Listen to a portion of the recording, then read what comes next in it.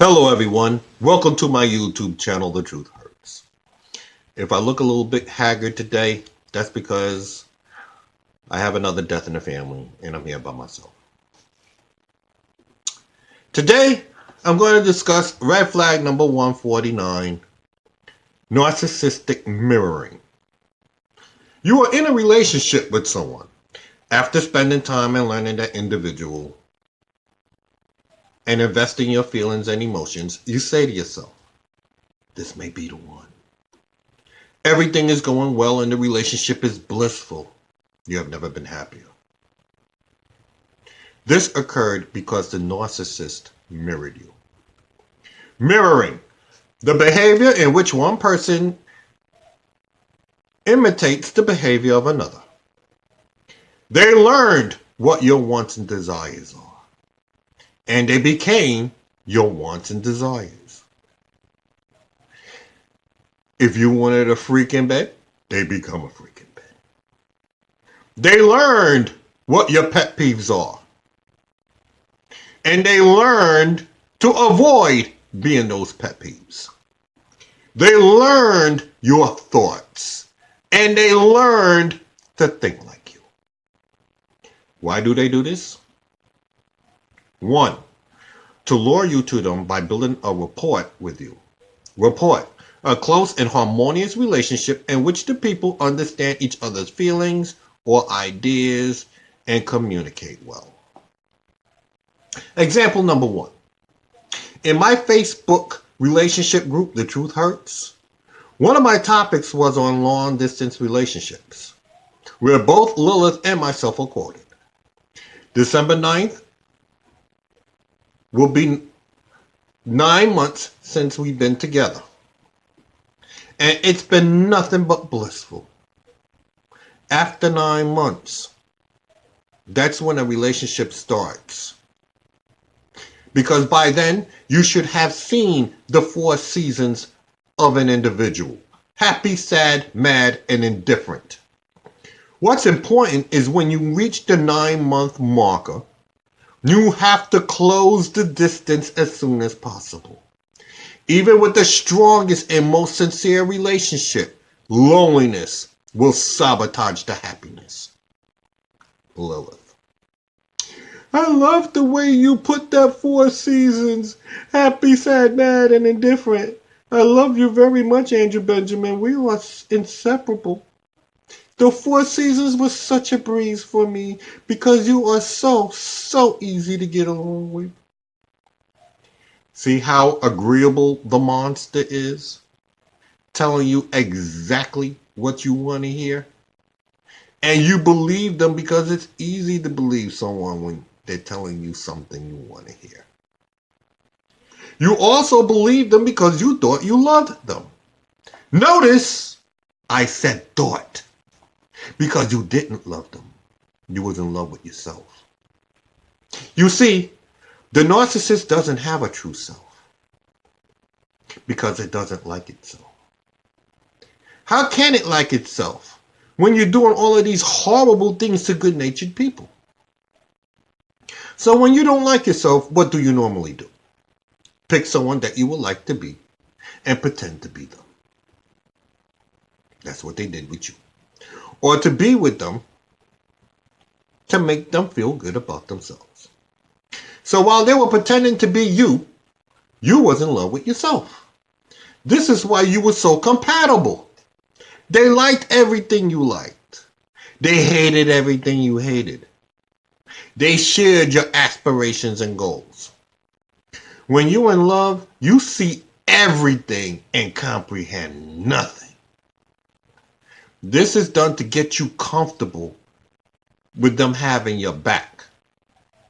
They can't backstab you if you don't turn your back. So they pretend to be the ride or die that makes you feel special. When someone makes you feel special, do you shy away or do you gravitate to them? You gravitate, don't you? Example number 2. Have you noticed whenever I say something that pisses people off in my videos, I will end it with the truth hurts? My monster did the same thing. Whenever she was in a heated debate on Facebook, she would paraphrase the love doctor's cliche, the truth hurts. And I would think, ain't that cute? She must really like me for her to want to adopt my personality. Imitation is a sincerest form of flattery. Red flag! You are being duped!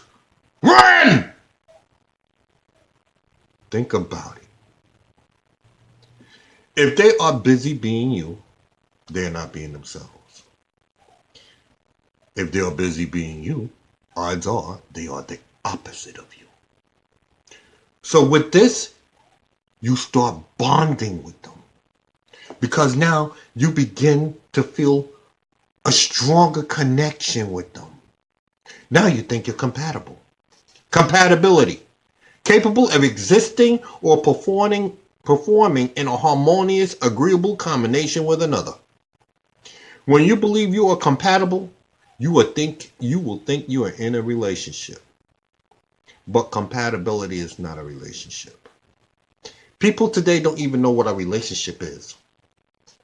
Next time you meet someone you like to date, ask that person for his or her definition of what a relationship is, and see if their answers are suitable for you. Most people think, well, if the sex is the bomb, and we like the same movies, and we like the same food, we compatible. That's not compatibility. That's not true compatibility. That kind of compatibility does not form a sturdy basis for a relationship. A relationship is when two people make a conscious decision to commit. Keyword! Commit! To one another, to be there for one another, so that when hard times come, each can say to the other, I'll have your back and you'll have mine, and we will get through this together. Unfortunately, when hard times come, they made it harder. They took the punk way out and run into another person's arms, thinking the grass will be green on the other side. You will soon see that you must not compromise your beliefs, because I was wrong by being duped by a smooth-talking narcissist. A lot of haters who knew me. During my relationship with Judy for my second book, here we go again.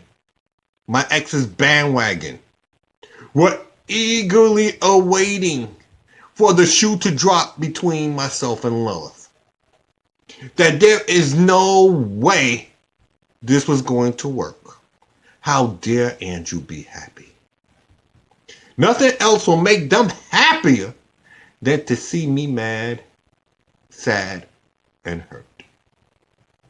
You will see how accurate as a fortune teller I was in my second book meets the third book.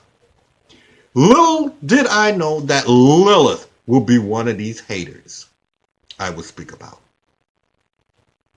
There was no way I could have seen that one coming. The person that you were going to marry would side with your enemies while they were with you, not after you. What did I tell you earlier about backstabbing? So now, as you can see, Lilith joins forces with Judy to hurt me. But it doesn't hurt me. All it did was provide me with new material to discuss, which made Lilith look like what we West Indians call a Judas, a backstabber. And that makes her look more horrible for associating with someone like Judy. Red flag! A narcissist will do anything, including making themselves look bad, to hurt you. Run! Which confirms Judy's ratchetness. With everyone viewing Judy and her family as disgusting, after reading my truthful book once again, here we go again, this time with the narcissist, even Lilith said, and I quote her word for word, "I know you, and I know your interactions with Judy in the second book, which was confirmed in the group discussions. Judy never said you were lying on her. She always defended herself." So you see, the purpose of mirroring is so they can get close to you for maximum damage. I'm going to be real with you. And I learned this from writing this transcript. Do you know why it didn't work with your narc? Because while your intentions was to build a life with them, their intentions were to go to war with you. Therefore, intelligence is needed on the person. In the greatest military book ever written by man, The Art of War, intelligence is needed on the enemy to handle a war with them. When you find yourself in this war, please keep in mind that any fight worth fighting is worth winning, and you do it Malcolm X's way, by any means necessary.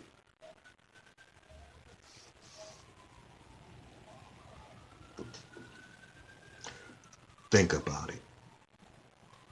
It's typical of people nowadays that if something is going too well, maybe it's too good to be true.